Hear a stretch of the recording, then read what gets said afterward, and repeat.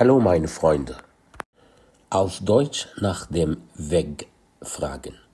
عايز تعرف ازاي تسأل عن الاتجاهات في ألمانيا، ولو انت تايه او مش عارف تروح ازاي للوجهة بتاعتك.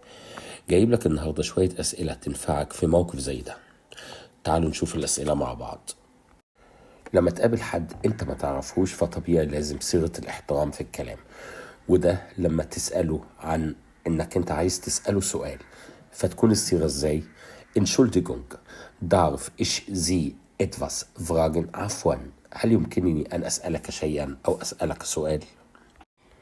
السؤال ده بقى لو انت عارف المكان اللي انت هتروحه اسمه ايه، بس انت مش عارف تروح ازاي.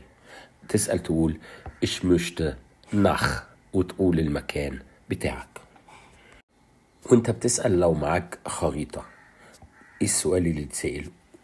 ich möchte dahin وتشاور على النقطة اللي انت عايز تروحها، بس على الخريطة توريها للي انت بتسأله.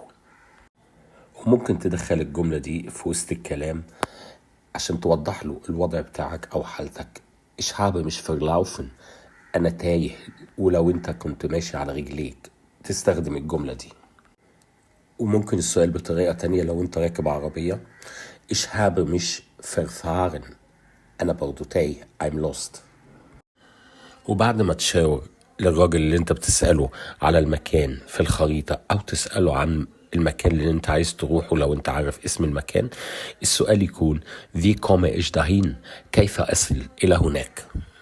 لو انت عارف ازاي تروح بس عايز تتأكد من الطريقة او ان اللي انت عارفه صح او غلط، السؤال يكون geht es hier lang.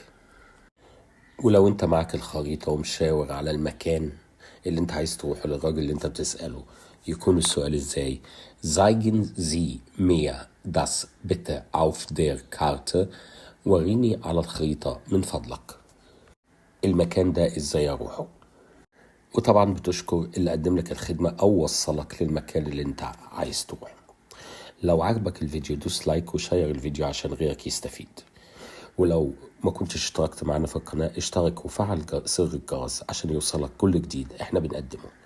ولو عجبك اسلوب الفيديوهات دوت ان هي نجيب لك مواقف ونحط لك عليها اسئلة، اكتبوا لنا في الكومنتات لو انتوا عايزين نمشي على نفس الخطوات ديت، واكتبوا لنا كمان المواقف اللي انتوا عايزين اسئلة عليها.